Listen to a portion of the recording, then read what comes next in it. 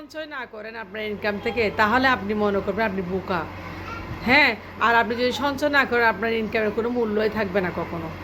অন্তর্পক্ষে অসুখ বিসুখের জন্য কিছু সঞ্চয় করেন, যদিও বা আপনি ফিউচারের কথা না ভেবেন। হ্যাঁ, অসুখ বিসুখের জন্য কিছু সঞ্চয় করবেন। সকালবেলা পানি তুমি আসো, পানির জগ দাও। দেখো বেল পড়তেছে না কেন, তুমি যে গাছে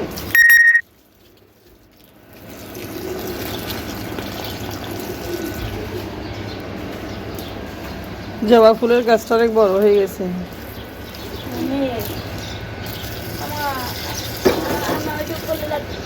ব্রাশ করে না, ব্রাশ করে তুমি।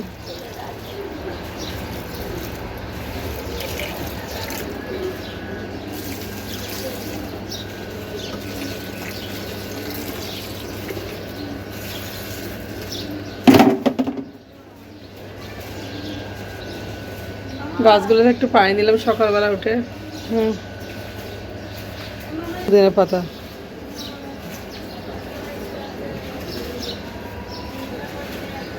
হ্যাঁ, বুঝি নাই, বুঝি নাই কি বলছি। কোথায় পড়ছো তুমি? আলিশার স্কুলে আসলাম গাইজ, দেখেন আমি আলিশাকে স্কুল থেকে নিয়ে যাচ্ছি। দাঁড়া না, গাইজদের বলো দাঁড়া। এই যে আলিশা, আসো বাসায় যাবো আজকে। রাস্তার দৌড় দিও না। আলিশার স্কুল থেকে আসলাম আমি মাত্র। স্কুল থেকে এসে এই যে দাঁড়ালাম। মেয়ের স্কুল দেরি হয়ে গেছে আসলে যেতে যেতে। প্রচুর রোদ উঠছে বাইরে, অনেক রোদ। তো গাছগুলোতে পানিও দিলাম একটু। রান্না বান্না করবো আমি এখন। গদগর গুছানো এক জায়গায়। হ্যাঁ, তোর ড্রেসটা শুকা দাও। এগুলো এক জায়গায় রাখো, প্যান্ট এগুলো ঢুকে রাখো ডয়ারে। কই রাখছিস দেখতো। কি বলবো, আমার মেয়েটা মানে ঠিক মতো জুতাগুলো রাখতে পারতেছে না। মানে মাকে কাজ করাতে করাতে মেরে ফেলবে তুমি। হ্যাঁ বেবি, তোরগুলো একদম গুছে রাখবে, মানে স্কুল দিয়ে এসে এলো মেলো করে রাখবে সব কিছু।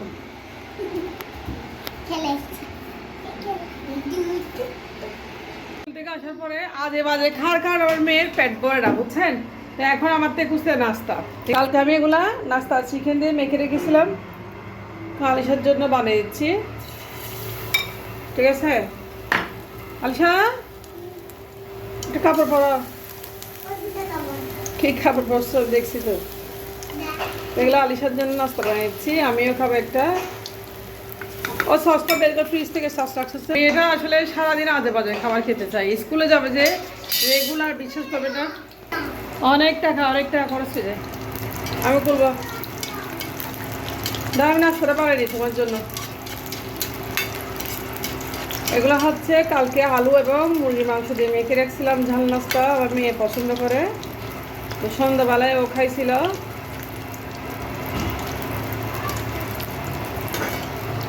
এই নাস্তা হয়ে গেছে, দাঁড়াও।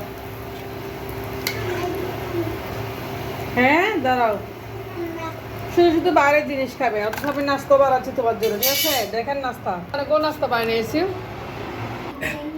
তো কারেন্টটা নেই, আমরা বেডরুমে খাবো মা আমি নাস্তা করে। কারেন্ট নেই, দেখছেন কত মজার নাস্তা। কারেন্ট চলে গেছে, অন্ধকার।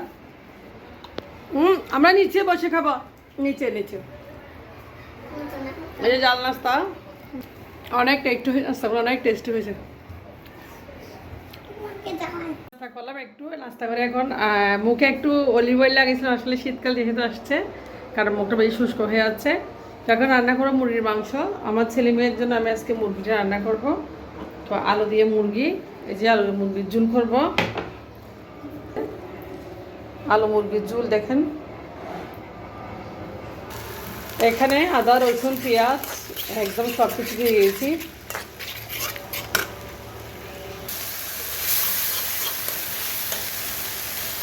তো সব মশলা দিয়েছি।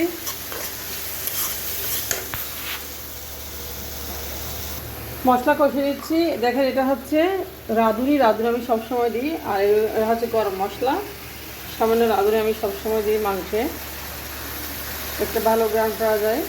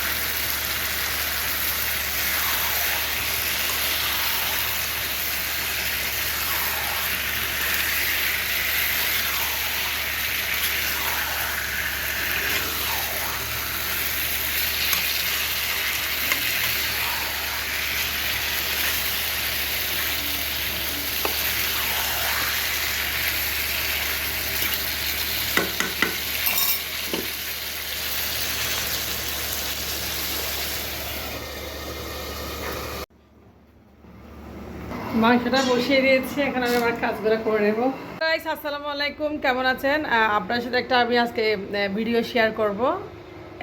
যারা প্রাইভেট কোম্পানিতে যাদের হাজব্যান্ড জব করে, মানে অনেকে বলে আসলে আমরা 30,000 টাকার ইনকাম, হাজব্যান্ডের স্যালারি 30,000 টাকা, তারা কীভাবে চলবে সেটা একটা দিক নির্দেশনা আমি আজকে দেখিয়ে দিব।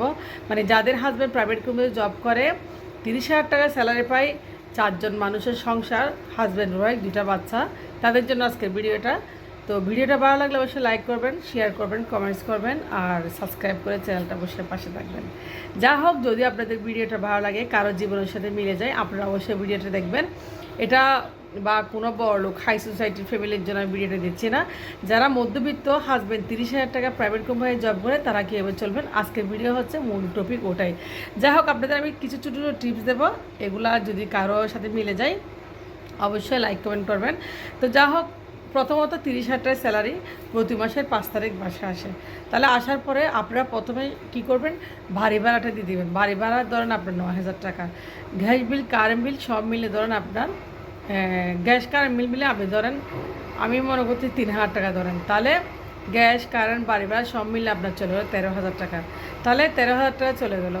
এর মধ্যে আপনি মুদি বাজার কিনবেন, 10,000 টাকা যদি বাজেট করেন আপনি, তাহলে আপনার বাড়ি ভাড়াটা চলে গেলো, গ্যাস বিল কারেন্ট বিলে চলে গেলো, তাহলে আপনার ঘর ভাড়া চলে গেলো, কারেন্ট বিল চলে, গ্যাস বিলে চলে গেলো। এখন আপনাদের হচ্ছে সংসার খরচ। সংসার খরচ আপনারা মিনিমাম একটা বস্তা চাল নিয়ে আসবেন, যেহেতু বাসায় মেহমানও আসে, নিজেরও খাবেন। তো মেহমানও আসে, মেহমান হচ্ছে আল্লাহ আল্লাহ মানে আল্লাহ যাদের বাসায় যেয়ে পাঠায়, মেহমান হচ্ছে, মেহমানের রিজিক যদি থাকে তাহলে মেহমান আসবে। তো মেহমান আপনারা মিলে সব মিলে একটা বস্তা চাল নিশ্চিন্তে কিনে রাখবেন, তো পুরো মাস চলে যাবে এটা। তারপর এর বাইরে আপনারা এক বস্তা চাল ধরেন 1800 টাকা, এর বাইরে আপনারা বাজার করবেন কত টাকা, 2200 টাকার মুদি বাজার করবেন। খোলা মশলা, মরিচ, হলুদ, মাসের জন্য যা লাগে, পেঁয়াজ, আটা, ময়দা, চিনি, তেল সব মিলে 2200 টাকার মতো বাজার করবেন যতদিন যাই।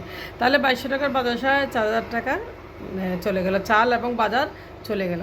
আপনারা এগুলো পাইকারি বাজারতে একটু কেনার চেষ্টা করবেন, তাহলে কম দাম পাবেন। তাহলে 4,000 টাকা চলে গেলো। এরবারে আপনারা মাছ মাংস কিনবেন 3,000 টাকার, ধরেন 3,000 টাকার মাছ মাংস কিনে ফেলবেন সারা মাসের জন্য, একদম পুরো মাছ এবং মাংস। এখানে ব্রয়লার মুরগি এবং মাছ, মাছ আপনারা পাইকারি বাজার থেকে কিনবেন। আপনারা রুই মাছ এখন অনেক দাম, আপনারা ফাঙ্গাস মাছ কিনবেন, তেলাপিয়া মাছ কিনবেন, যেটা মিলে রিজিকে, ঠিক আছে। আপনাদের সাধ্য মতো আপনার মাছটা কিনে রাখবেন, মুরগিটা কিনে রাখবেন। তো এর বাইরে আপনারা থাকে কত, আর তাহলে 4 আর 3 7,000 টাকা চলে গেল। এর বাইরে বাচ্চাদের স্কুল খরচ আছে, বাচ্চাদের একটা যাতায়াত খরচ আছে ধরেন 1,000 টাকা মাসে, হ্যাঁ, তাহলে 8,000 টাকা চলে গেল। তাহলে আর 2,000 টাকা বাচ্চাদের স্কুল বেতন আছে ধরেন, যদি যারা প্রাইভেট স্কুলে পড়ে তাহলে 2,000 টাকা, তাহলে 10,000 টাকা চলে গেল। ভারী ভাড়া, আপনার খাওয়া দাওয়ার খরচ এবং বাচ্চাদের স্কুল সব মিলে চলে গেল 23,000 টাকা। আর টাকা কত, 7,000 টাকা 30,000 থেকে। তো 7,000 টাকাগুলো ভাগ করবেন, কয় ভাগে ভাগ করবেন, ওখান থেকে প্রতি মাসে 3,000 টাকা অবশ্যই জমিয়ে রাখবেন। মনে করবেন যে ওখানে কোনো টাকা নেই, আপনার হাজব্যান্ডের স্যালারি বা ধরবেন যে 27,000 টাকা বা 26,000 টাকা ধরবেন স্যালারি, ওই 3,000 টাকা লুকে ফেলবেন, ওই 3,000 টাকা আপনি সঞ্চয় করে ফেলবেন।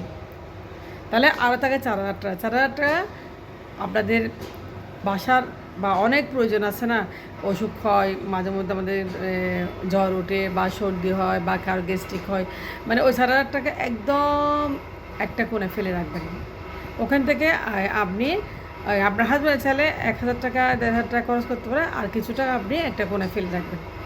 তো এভাবে যদি আপনারা চলেন, ইনশাল্লাহ আপনাদের কোনো অভাব হবে না, অন্যর কাছে যেতে হবে না, দ্বার প্রান্ত যেতে হবে না। আমি আপনাদেরকে একটা উদাহরণ দিয়ে দিলাম, ধরেন এটা আমার উদাহরণ, ঠিক আছে, এটা আমার উদাহরণ। তাই আমি তো ইনকাম করি, আপনারা জানেন সবাই, আমি তো ইনকাম করি, আপনারা জানেন সবাই। তো আমার ইনকামটা কীভাবে আমি খরচ করি সেটা আপনাদেরকে কম বলি।